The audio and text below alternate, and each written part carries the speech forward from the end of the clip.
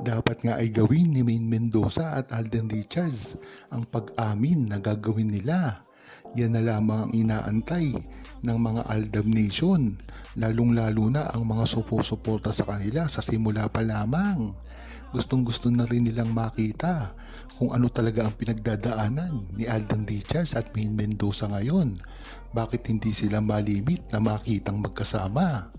Alam naman natin na ang pagtatago na ginagawa nila ay talagang nadya-justify nila.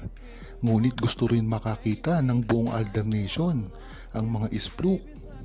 Alam naman kasi natin na yan talaga ang inaabangan kay Alden Richards at Maine Mendoza noon pa man, ang mga pagnininja nila. Ngayon nga, napakarami na rin ang resibo na lumalabas na talagang totoo ang relasyon nila. Ngunit dapat din ay magbigay sila ng senyales sa isang publiko na talagang nakikita pa rin sila. Yan naman talaga ang dapat nilang gawin. Nang sa gayon ay hindi magsawa ang buong Aldab Nation sa kanilang dalawa. Talagang kailangan nilang magpakita na hindi pa rin nagbabago ang kanilang samahan. Ngunit naiintindihan rin naman ng Aldab Nation na talagang napakalayo na nila pagdating sa kanilang mga network. At iba pa ngayon, si Alden Richards ay nakatali rin sa Star Cinema. Katulad nga ng ginawa ni Dingdong Dantes dati. Siya ay nasa Star Cinema, napakalayo niya sa GMA. At ngayon naman si Maine Mendoza ay nasa TV5 na alam naman natin na walang produksyon pagdating sa mga movie. Pwede siyang gumawa dyan ng teleserye, ngunit hindi kaayon-ayon ang kanyang magiging kapartner kung matutuloy man siya dito. Kaya ang maganda talaga dito ay kunin na ni Alden Richards ang pangangalaga kay Maine Mendoza. Nang sa gayon ay makapagsimula sila ng kanilang mga proyekto na malayo talaga sa kanilang mga kadena. Dahil dito ay magagawa nila kung ano ang gusto nilang gawin. Nang sa gayon ay malaman ng buong Aldab Nation kung ano talaga ang tunay na estado ng kanilang relasyon at ang gusto nilang gawin ay maipakita nila sa publiko. Mas maganda na rin kasi na alam ng publiko, lalong-lalo na ang mga true-blooded Aldab Nation, kung ano talaga ang ginagawa nila ngayon sa pang-araw-araw na buhay. Alam naman kasi natin na si Alden Richards ay napaka-busy sa kanyang pagpopromote ng movie nila ni Catherine Bernardo. Ngunit si Maine Mendoza ay nasa Itbulaga lamang. Diyan mo malalaman na napakahirap ngayon ng relasyon nila. Kung dati-rati si Alden Richards ay nasa Itbulaga pa, ay araw-araw silang nagkikita. Makikita at mababakas mo naman sa kanilang dalawa na napakasaya nila. Noong pandemic nga lamang ay napakaraming lumitaw na issue sa kanila dito at ang mga pagpapatotoo sa kanilang relasyon.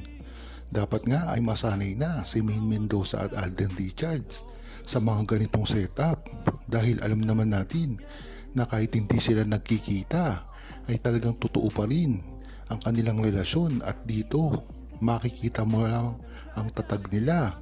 Hindi nga lang ito nakikita sa publiko. Ngunit, ang maganda dito ay alam ng buong Aldab Nation kung ano talaga ang paniniwalaan kay Maine Mendoza at Alden Richards na alam naman natin na talagang genuine at totoo ang pinapakita nila sa simula pa lamang. Kaya hanggang ngayon ay mahal na mahal pa rin ng tao si Maine Mendoza at Alden Richards at kahit kailanman ay hindi na ito magbabago pa. Kung si Maine Mendoza nga lang ang tatanungin ay talagang gustong makasama nito si Alden Richards.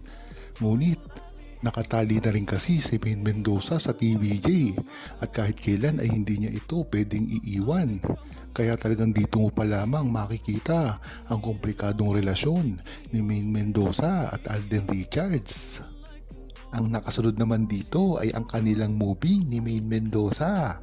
Usap-usapan din kasi nakasado na ang gagawin nilang movie ngayong 2025 at ito ay sa ilalim ng produksyon mismo ni Alden Richards na Myriad. Napakagandang balita nga nito kung ito ay matutuloy. Alam naman natin na gustong-gusto na ni Alden Richards na makasamang muli si Maine Mendoza.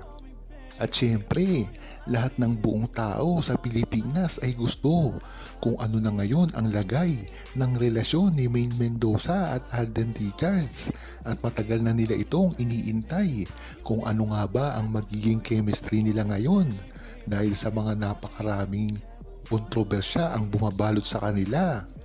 Kaya naman talagang jackpot si Maine Mendoza at Alden Richards dito kung sakali mang ito ay matutuloy. Usap-usapan na rin kasi ang gagawin ni Alden Richards dito ay ang produksyon. Ngunit si Maine Mendoza ay isa sa magiging writer neto. Alam naman natin na gustong-gustong magsulat ni Maine Mendoza ng mga istorya, lalong-lalo na patungkol sa kanyang buhay-buhay.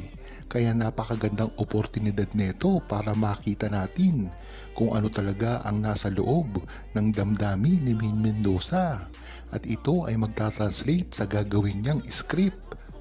Talagang inaabangan na ito. Si Alden Richards talaga ang magdidirect dito. Kung talagang natatandaan nyo ay si Alden Richards ay natuto na rin na magdirect. Isa na siya sa mga nagdidirect ng kanyang mga movie sa kanyang kumpanya. Kaya napakaganda ng tandem na gagawin ni Maine Mendoza at Alden Richards, isang direktor at isang writer. Pwede rin nga ito na maging istorya ng kanilang gagawin na movie, isang boss at isang scriptwriter ay nagkaibigan. Talagang napakarami ng mga istorya na pwedeng gawin ni Maine Mendoza at Alden Richards. At ang maganda dito ay hindi sila dito nasusulsulan at talagang yung gusto lang nila ang masusunod dito. Talagang wala silang limit dito dahil itsapuera dito ang mga management nila. Dahil kontrolado nila dito kung ano man ang gusto nilang gawin. Napakagandang balita niyan. Sana nga ito ay matuloy na dahil wala namang ibang pwede pang makapareha si Alden Richards sa darating na 2025. At ikababagsak ito ng karir ni Alden Richards kung napaka-successful nga ng Hello Love Again ngayon, tapos ay maipaparis lamang siya sa isang starlet at bumagsak ang kanyang box office king, ay talagang mawawala ang momentum ng kanyang karir. Huwag kalimutang mag-subscribe, comment at i-like ang video na ito. Thanks for watching! Baby, I just wanna love you. Baby, let me love you. I just